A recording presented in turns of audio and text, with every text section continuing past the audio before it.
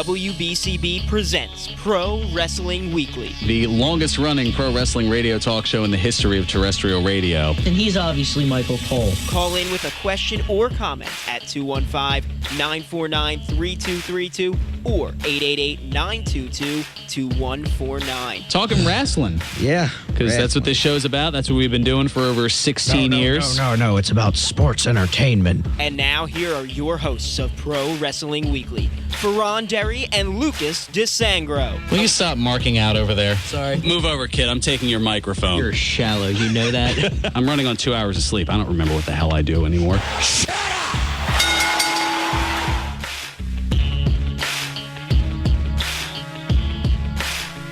There's the sound of the bell, and we are set to go. This is Pro Wrestling Weekly here on 1490 WBCB and online at WBCB1490.com. Fearon Derry here with you, flying solo today. Lucas is on his way down to the Monster Factory for the TV taping that I'll be not too far behind once I'm done here. And we are only on until 12:45 today. We've got Widener football coming up in a little less than 40 minutes from now. But quite a bit to get into today. In fact, one very, very, very notable story that's been ongoing and will continue to go on, and we'll see how it plays out here as things seem to be changing minute by minute regarding it here, I guess, for lack of a better term. The thing behind that, well, it has to do with the whole crown jewel thing coming up just 3 weeks from yesterday, just under 3 weeks away. As they're set to have that crown jewel event in Saudi Arabia, their second trip this year following the Greatest Royal Rumble pay-per-view back in April, and it's the second event under a 10-year agreement between WWE and the Saudi General Sports Authority. But the event may be strongly in jeopardy thanks to some rather strong allegations with political implications. Here's where the tightrope walk gets to go in here. This should be very interesting. As you probably heard at least a little bit in the news right before the show here, there have been numerous reports that Saudi journalist and Washington Post columnist Jamal Khashoggi may have been brutally murdered by the Saudi government after entering Saudi Arabia's consulate in Istanbul, Turkey, 11 days ago and never emerging. Yeah. So there is that. The Washington Post reporting Thursday that the Turkish government told U.S. officials that it has audio and video recordings that prove that Khashoggi was detained and killed before having his body dismembered. Yeah, fun times. Based on the recent developments, the company has been mulling the cancellation of the Crown Jewel event.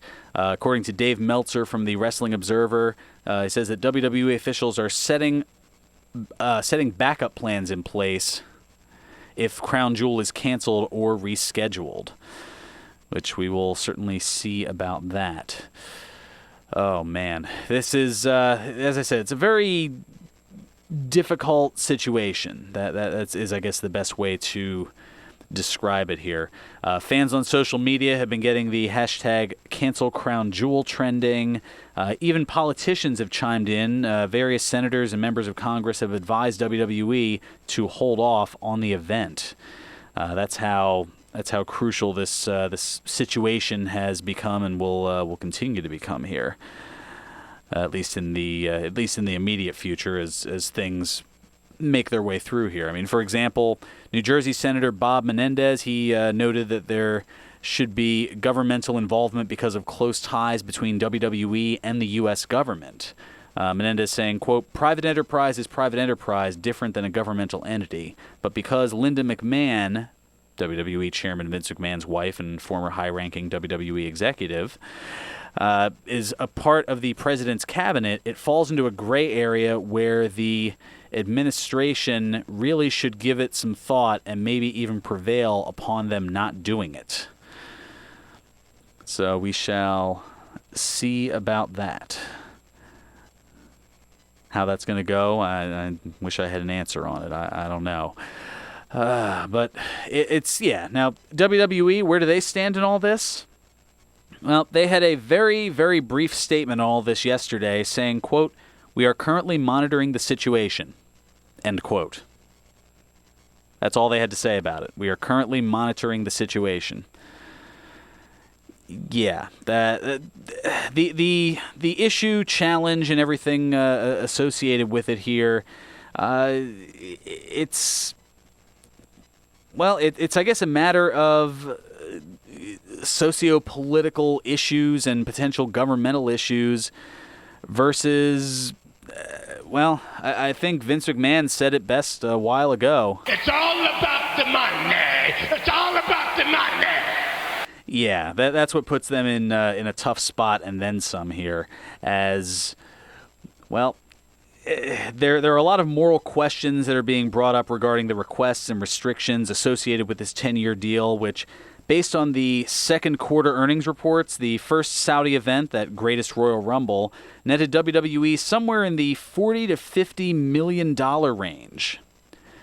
Multiply that over however many events that are supposed to be planned over the next 10 years, and you're looking at, I don't know, 400 million, maybe even more. It's, how high do we get this thing to go here? It's an interesting question, to say the least. I mean, dare I say we even go up to $1 billion? Who knows? Trying to have some fun with this as best I can, given the situation here. Easier said than done, though. That's for sure. And this is all to run shows at the demands and requests of leadership that reportedly, and I don't know how much I think we dabbled into this back in the springtime, but the requests on the Greatest Royal Rumble show, that they were looking to see The Undertaker, which they had gotten, but they were also looking to see The Ultimate Warrior and Yokozuna. Now, The Ultimate Warrior, as I'm sure you know, has been dead for over 5 years. Yokozuna for 18 years now. So how that was going to happen, I don't know, but that kind of shows just where's Hall & Oates when they need them, because they're a little out of touch, we'll put it that way. They also requested to bring in the announcers, quote, with the crown and the black hat, which I think you can put two and two together as to who they were referring to on those requests, and that's why we got JR and Jerry Lawler for the what ended up being the pre-show leading up to the Greatest Royal Rumble. Now, also on top of that, it's not confirmed, but the belief within WWE is that Sumi Hiroko was the sumo wrestler who was part of that Greatest Royal Rumble. I believe entered 7th and was eliminated by Mark Henry, and had never wrestled in a pro wrestling match before. Was brought in basically as a, well, all right, we know you want Yokozuna, but since he's dead, here's another 468-pound sumo wrestler. Would that be close enough? I guess. I don't know. I'm not the one asking for it. And it seems that there was enough money tossed around to bring Shawn Michaels out of retirement, having last wrestled March 28th of 2010 at WrestleMania 26 in that amazing send-off. And apparently there were enough zeros behind a number to get Shawn Michaels, who was adamant that he wouldn't be one of those people who lost a retirement match and came back and unretired, that, Ted DiBiase said it best, everybody's got a price. So now that looks to be official, although with the event in jeopardy, it is certainly hard to say. So we're going to take care of our first bit of business here. We got some more news and notes to get into, and we'll also let you know about what I'll be doing a little bit later tonight here as the MFPW TV tapings are going on. And I'm going to get this out of the way early because sooner is better than later if you're not already on your way over there. Yeah, I usually save this for the second break, but it's the stuff of nightmares today at the Broken Goblet Brewery, 1500 Grundy's Lane in Bristol, PA, where today is the release of Nightmare Fuel, a cream ale brewed with vanilla and bruised oranges. Think creamsicle, but a creamsicle after you shot someone with a t-shirt cannon and got into a fight with a mouthy Devils fan. Yeah, that's right. It's a beer celebrating a new and popular local mascot. I was going to say, I might have to see if I can bring Jack Spears in to talk a little bit more about that. That's definitely in his wheelhouse. Now, Nightmare Fuel will be on draft, and, the limited quantities as far as the 32-ounce crowlers, the claim check tickets were distributed at 9 o'clock this morning and were sold out by 9:02. That's how popular it is. So if you want to get a taste of it, even on draft, I'd say head on over now. Those crowlers were in high demand as they had hand-applied googly eyes akin to that grit-filled mascot we've quickly grown to love. And it's a one-and-done brew, so it looks like it's a get-it-today-before-it's-gone type deal. And while we're on a sports state of mind, 16-ounce can 4-packs and cases are available of No One Likes Us, We Don't Care for purchase in the tap room. And starting next week, you'll be seeing this beer in many of your favorite beer distributors, grocery stores, and more, thanks to Stockertown Beverage. Wonder if it'll be with our good friends over at Pat Dion Beverages. I'll have to check that out. Also, next Saturday is Hoppy Halloween 4, the only beer fest that celebrates local first with some of the best libations available in the surrounding areas, along with one of their favorite holidays. It'll be next Saturday, October 20th, from 2 to 6 p.m., rain or shine. And also, when the Birds win, you win. For the next 2 business days following an Eagles victory, you get $3 off of a Crowler Takeout 3-pack. Don't forget some of the other weekly features, including Sunday Bloody Marys and Bloody Flights, as well as brews from noon to 5. Also, Tuesdays bring Jackbox.tv to the big screen, and it's free to play from your cell phone. Wednesdays, you have Quizzo from the Dark Side with bartender Reese. Thursdays, you have the house musician Mike Estabrook, who has tunes in Esta Bingo, which can help you win chances at a quarterly jackpot. Fridays have live music from a variety of acts, and Saturdays are a hodgepodge of events. Just a few reasons why it's always a good time at the Broken Goblet Brewery, 1500 Grundy's Lane in Bristol, PA. Broken Goblet Brewing, the semi-official brewery of Pro Wrestling Weekly. Please enjoy responsibly. And get over there quick if you want any bit of the nightmare fuel, as it's even a little too late for me to get on over there, as I was here until 9 with the obligations earlier in the morning here. So we'll come back. We've got some more news and notes to get into here, and the usual stuff as well, as we take you to 12:45 and Widener football here on WBCB. But for now, this is Pro Wrestling Weekly here on 1490 WBCB and online at WBCB1490.com. Hi, Merrill Reese, inviting you to tune in every Friday morning at 8 to hear Head Games, a new must-listen-to show for athletes and coaches of all levels and ages. Mindful Athlete Training in Newtown is a mental circuit training program that prepares the athlete to perform at the highest levels of today's game. Athletes get in the zone faster and stay there longer. Tune in every Friday at 8 a.m. right here on WBCB 1490 and throughout the world at WBCB1490.com. Hi, it's Pete from Chicky and Pete's. Do you love food? Do you love shellfish? Then you'll love Chicky and Pete's.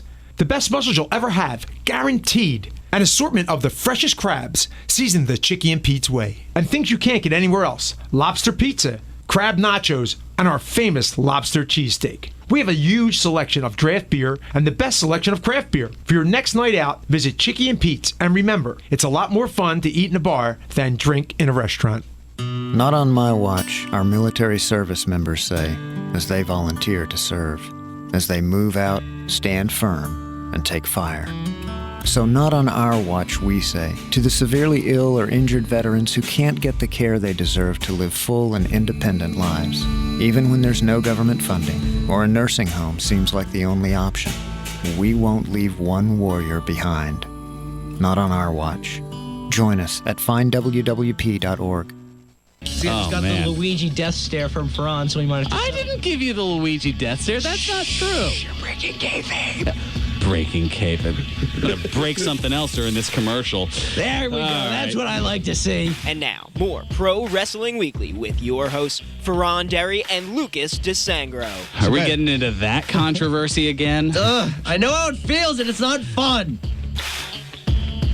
Welcome back to Pro Wrestling Weekly here on 1490 WBCB and online at WBCB1490.com. Fearon Derry here with you, not alongside Lucas, as he is on his way down to the Monster Factory getting ready for the TV tapings tonight. Yes, the second of our TV tapings, and now's as good a time as any to get into what's going on with that, as it's down at the world-famous Monster Factory, 541 Mantua Avenue in Paulsboro, New Jersey. The next TV taping for the MFPW, which will be reaching your TV starting this November, courtesy of Quinn Broadcasting. You'll see Eric Martin facing Travis Jacobs for the right to face Royal Money later that night for the Supersonic Championship. Also, South Philly's Finest will be there in tag team action. Max Sterling faces a mystery opponent, and Soriano defends the Monster Factory Pro Wrestling Heavyweight Championship against Nicholas of Unstable. All this and more from the MFPW at the world-famous Monster Factory, 541 Mantua Avenue in Paulsboro, New Jersey. Hope to see you on down there. Now, it's been a week, so I think I think enough time has passed where we don't have to necessarily, I don't know, should I still pull out good old Homer here? Spoiler! Yeah, I think it's been a week, so I think we're all right here with the Super Showdown, since that happened a week ago Saturday morning. You had the New Day beating Cesaro and Sheamus to retain the SmackDown tag titles. Charlotte Flair beating SmackDown Women's Champion Becky Lynch by disqualification. Bobby Lashley and John Cena defeating Elias and Kevin Owens in a tag team match. And Cena actually, I'll divert for a moment here, but Cena actually had a little bit to say about how the moments are fleeting, basically alluding to coming near the end of his in-ring career with WWE. And with wrestling in general, as at 41, he's looking to transition to another part of life, which looks to be acting, as he's already rubbed elbows with a few Hollywood elites when it comes to that. And I don't know. While he hasn't had the success that The Rock has had, he's probably somewhere around where Hogan was. I don't know if Cena had the same success as Hogan did with Rocky III, but at least there were positive successes across the board, as opposed to Rocky III and everything else was from there. Anyway, back to the Super Showdown. The Iconics beating Asuka and Naomi in a women's tag match. AJ Styles beating Samoa Joe by submission in a no count-out, no DQ match to retain the WWE Championship. The Bella Twins and Ronda Rousey beating the Riot Squad in a 6-woman tag. Yeah, a whole lot of Big Show things here. No, not the wrestler, the Big Show. He hasn't really been around. I know we alluded to him quietly retiring, and I believe that is the case here. He's just loving life at this point. But no, with the international program that's going on here, you get a lot of big-ticket matches, and, well, we'll see how that goes a little bit later with Crown Jewel. The Bella Twins, yeah, we mentioned them. Buddy Murphy beating Cedric Alexander to win the Cruiserweight Championship. So that was a big to-do. A lot of good things said about that match, including by myself and Lucas last week. The Shield beating Braun Strowman, Dolph Ziggler, and Drew McIntyre. And then you had the number one contender match, Daniel Bryan beating The Miz to become number one contender to the WWE Championship. So it's... at least it was supposed to be. We'll see if it still is. Daniel Bryan against AJ Styles at Crown Jewel. One of the rumored things going around is the possibility of pushing a lot of those matches that were supposed to be at Crown Jewel to Survivor Series a few weeks later. How much there is with that, it's hard to say. And as I'm going on here, it seems like there's more and more information that's going on. And actually, as I say that, I'm pulling something up here where as it's put here, Mayor Kane's statement on working Crown Jewel may be a preview of WWE's position. So he had something to say about it, and I'll bring that to you here over the course the next couple minutes. The last match, of course, was Triple H beating The Undertaker in the no disqualification match, with respective cornermen of Kane and Shawn Michaels, and the attack afterward by The Undertaker and Kane is what led to the tag match that for now looks to be official at Crown Jewel of Shawn Michaels and Triple H against The Undertaker and Kane. It's like it's 2003 all over again in 2018. But yes, Kane, I'm looking at it here. An element that floated under the radar is that the recently elected mayor of a large metropolitan area, in the case of Kane, is set to main event the show. This is courtesy of CagesideSeats.com. Said it looked like a public relations win for all involved when WWE donated $100,000 to a charity which supports first responders in Mayor Glenn Jacobs' Knox County, Tennessee, in exchange for his services as Kane on October 6th at Super Showdown in Melbourne and the November 2nd Saudi Arabia shows. Yeah, it's, I mean, we mentioned how troublesome it is here, and, well, in reaching out to the mayor's office, he was told that he's still planning on working Crown Jewel. That in and of itself could be an indication that the show will go on, despite pressure to at least pause it while WWE continues monitoring the situation. But it's possible that Jacobs or Kane's spokesman Rob Link's comment to Knoxville News could be a preview of the line the company takes when responding to further inquiry. It says, Mayor Jacobs won't speculate on... I had it here and lost it here. Let me... computers, they're great when they work, and when they don't, they tend to hamstring us all here. Mayor Jacobs won't speculate on Mr. Khashoggi's disappearance. However, he and his family are in the mayor's thoughts and prayers. Empathy towards the missing Saudi national and the U.S. resident and his loved ones while leaving the investigation into...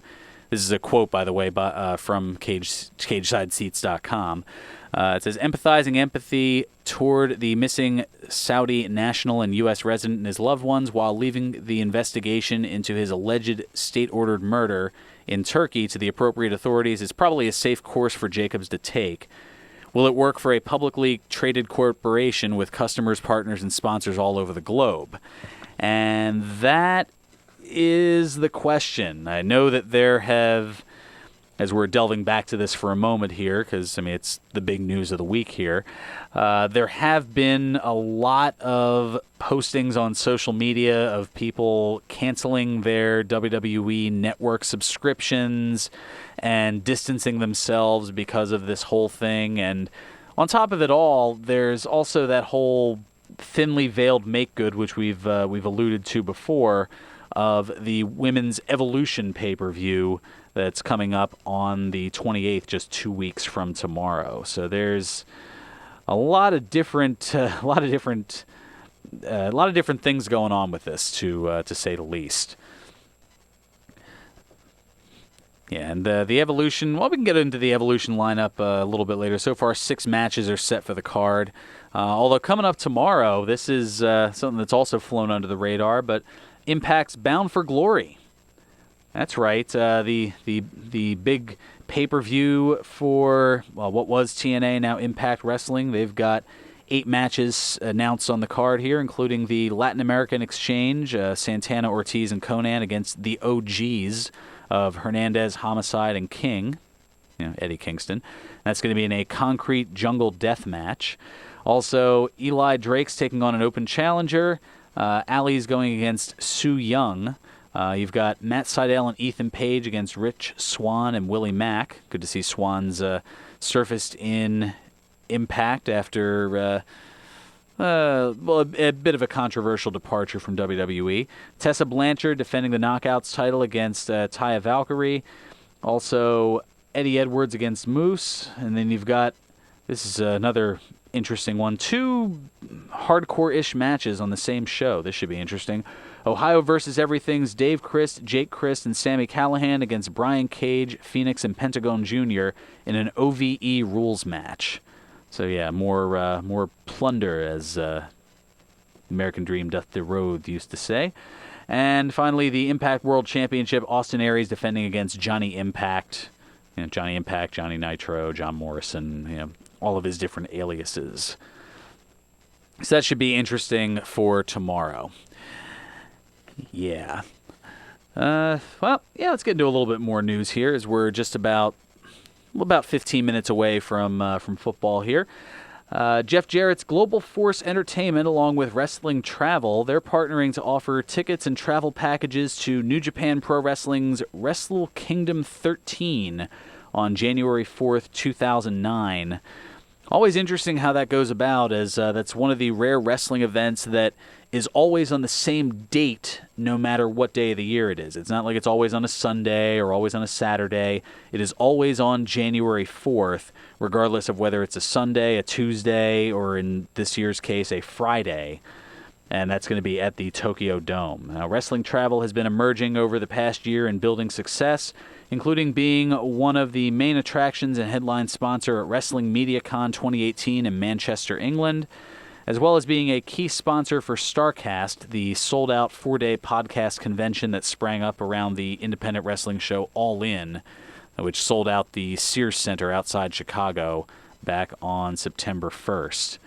Just, what was that, 6 weeks ago now? 7 weeks ago. Where does the time go? My goodness. And speaking of time going, well, time's going to be going forward for Impact Wrestling, according to Mike Johnson of PWInsider.com. He's reporting that Pop TV will be moving the weekly Impact Wrestling TV series to a later time slot starting October 25th. So that's a week from this Thursday. Next week it'll air at its usual 8 p.m. Eastern time, but will move 2 hours later to 10 p.m. Eastern to start beginning the following week. Oh boy. That should be fun. Also, note for this coming Tuesday, the SmackDown 1000, WWE officially announcing that Rey Mysterio will appear this coming Tuesday on that SmackDown 1000 episode, indicating, noting that he is back after a 4-year absence from the blue brand. 4 years? It feels like a lot longer. It's crazy how how that works. It's going to be an interesting time down in D.C. for SmackDown 1000. There's a whole lot going on with that. I know we talked about it last week. Evolution is set to reunite, not the pay-per-view, but no, definitely not the pay-per-view, but no, Evolution in Ric Flair, Batista, Randy Orton. It's like naming the Seven Dwarves. Who am I forgetting here? Flair, Batista, Orton, and Triple H, of course. So he's in such an executive role that he's just out of sight, out of mind at this point. So that should be that should be a lot of fun here, and WWE looking forward to SmackDown 1000. It's amazing how that's just this coming Tuesday here. Now, according to Wrestling Inc., they're saying that a former or WWE Hall of Famer was pulled from SmackDown 1000 apparently, as they had initially announced that that Edge would return to host a special edition of the Cutting Edge, but apparently that appearance has been nixed as they're no longer advertising the talk show segment as taking place. The announcement now redirects to the show's page, and Edge is otherwise not advertised by for SmackDown 1000 by WWE.com or the official website of the Capital One Arena. So interesting. Like, the initial announcement said that the Rated R Superstar is coming home. Edge is returning to host a special edition of his talk show, The Cutting Edge, next Tuesday as part of SmackDown's historic 1000th episode. The WWE Hall of Famer was responsible for many of the Blue Brand's greatest moments, whether it was stepping up as one of the SmackDown's premier superstars after the initial brand split in 2002, his unforgettable Money in the Bank cash-in on The Undertaker, or running roughshod over SmackDown with general manager Vicky Guerrero in his corner. What will he have to say? Find out when The Cutting Edge returns during SmackDown 1000 next Tuesday at 8, 7 Central on USA Network. Except, nope. That doesn't appear to be happening. I guess that got pulled, apparently. So here's something else that I thought was a bit interesting. I know we were talking about the ratings, which did go up a little bit here for Raw, actually. But Raw having posted some of the lowest ratings in the series history, there was a theory on Sportskita.com. The contributor Jordan Steins, I want to give credit for that here, suggesting why the ratings might be down and not just because of Monday Night Football or a baseball game or anything like that, as they're closing in on drawing just under 2 million viewers for a particular Monday night, or at least they were. And looking into that a little bit here, part of it has to do with trying to build to 3 different pay-per-views at once, which it's diversifying, I guess, a little bit. You had the Super Showdown build, as well as the build to Crown Jewel, as well as to Hell in a Cell, so it was kind of all going on at the same time. And meanwhile, there was also that Evolution pay-per-view in between that there wasn't really much of a build to, and we've talked about that ad nauseum. But also talks about how a lot of the things are kind of paint by numbers, repeat every week. And it says here, every week Elias comes out and insults the crowd and his opponent, and every week he is interrupted and a fight breaks out. It's like a fill-in-the-blanks equation. The show lacks the explosive creativity and surprise that made it so popular during the 90s and early 2000s. Nowadays, they just pick a direction and spin their wheels for months. It's the same show every week, and you won't miss anything if you don't watch. I don't know how true that is, but I mean, it certainly has its challenges. The third hour is something that's been a whole to-do as well. That's for sure. Anyway, let me, we're working on getting the setup going here for the game, so that'll be taken care of during our second time out here, so that's why we're shuffling things around from our usual array of things here. Some other tidbits of note. Kevin Owens is out of the Mixed Match Challenge due to a knee injury, and replacing him is Bobby Roode, who will be teaming with Natalya for the Mixed Match Challenge going forward. It seems like there's a lot of injuries. I don't know if it's just because of that particular event or if it's just coincidence, but it seems like there's been a lot of that. But hopefully Owens has a speedy recovery. Pending further evaluation, there has not been a timeline for Kevin Owens' return as of yet. And a fun note from Impact here, they announced that they are working with Kings Highway Media to assist and expand Impact Wrestling's video and content distribution across all platforms, traditional and digital, worldwide. Kings Highway Media is run by Andrew Whitaker, who is a former WWE Vice President of Global Branding. And he's one of the ones who kind of took WWE from national to international, as he joined WWE way back in 1987 and held various titles before being named a VP in charge of international in 2010, and then a year later he founded Kings Highway Media. That's some pretty fun and interesting stuff. And this Wednesday, October 17th, will feature the debut of the NXT UK series on the WWE Network. And the weekly series will premiere on the network Wednesdays at 3 p.m. Eastern, 8 p.m. local British time. Vic Joseph and Nigel McGuinness will commentate the shows, and talent includes Pete Dunne, Mark Andrews, Rhea Ripley, Tony Storm, Tyler Bate, Trent Seven, and Wolfgang. So we'll take care of a little bit of business here and have just enough time to come back for birthdays and the Today in Wrestling history here on Pro Wrestling Weekly on 1490 WBCB and online at WBCB1490.com. All commentators heard on WBCB express their own views. Their opinions are not necessarily those of others on WBCB, including the staff and management. You won't see termites crawling across your floor, but thousands might be devouring the wood in your walls, weakening the structure of your home. For over 50 years, Termite Proofing and Pest Control of the Delaware Valley has been in the exterminating business. If you think you have a pest problem, they're the experts. Call them today at 215-639-5455. That's 215-639-5455 for TPPC. Termite Proofing and Pest Control of the Delaware Valley gives your home or business peace of mind, knowing your pest problem is in their hands. Located at 1560 Bristol Pike in Bensalem, they use only EPA-approved material applied by licensed technicians. Call Termite Proofing and Pest Control of the Delaware Valley at 215-639-5455. Hi, this is Brody McAndrew of the Neshaminy Redskins. Watch our games video streamed live at WBCBsports.com and brought to you by St. Mary's Medical Center and McCaffrey Ford. Pro Wrestling Weekly presents Today in Wrestling History, October 13th. On this date in 1997, WCW Monday Nitro aired live from Tampa, Florida. In the main event, Kurt Hennig defeated Diamond Dallas Page by disqualification.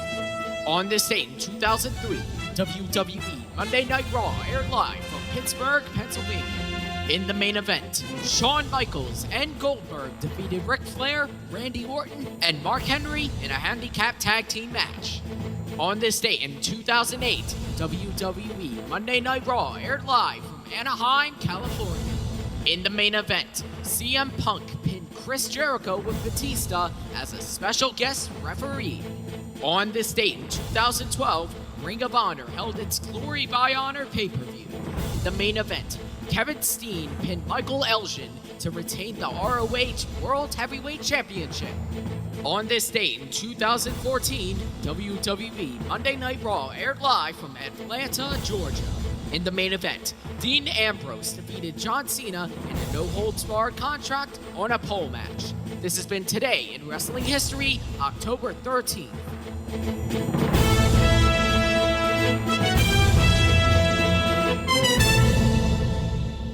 Welcome back to Pro Wrestling Weekly here on 1490 WBCB and online at WBCB1490.com. Fearon Derry here with you for a little less than 5 minutes as we've got Widener football coming your way. Joe Kraus getting ready to bring you the action here in just a few minutes.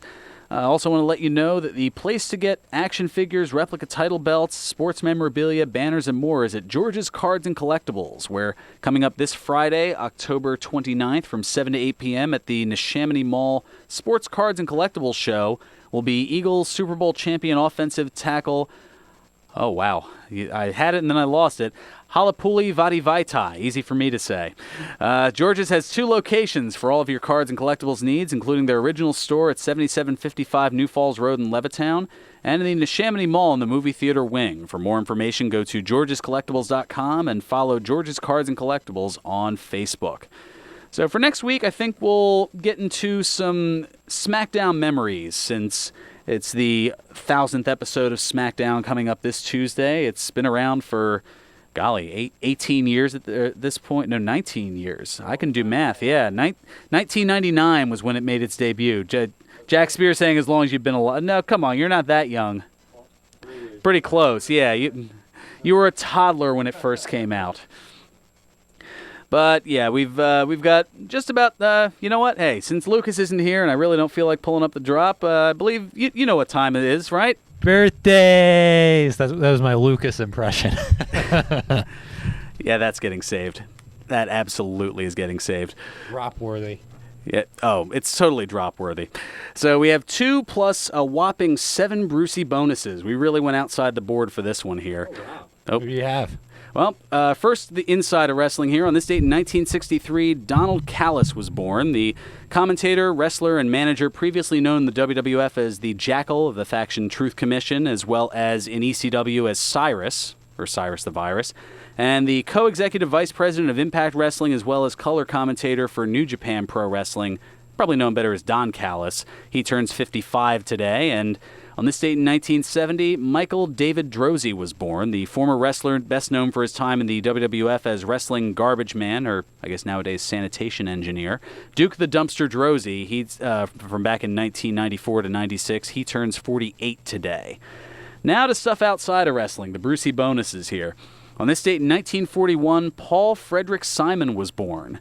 The 12-time Grammy Award-winning singer and songwriter, best known for solo hits and with the duo Simon and Garfunkel, including The Sounds of Silence, Mrs. Robinson, maybe Bridge Over Troubled Water. Spin one of his tunes today. Yeah, maybe. There you go. You got it with the 60s to today, a little bit later. Kodachrome. Yeah, Kodachrome was a biggie. My Little Town, What a Wonderful World, Loves Me Like a Rock, 50 Ways to Leave Your Lover. Yeah, just to name a few. He turned 77 today.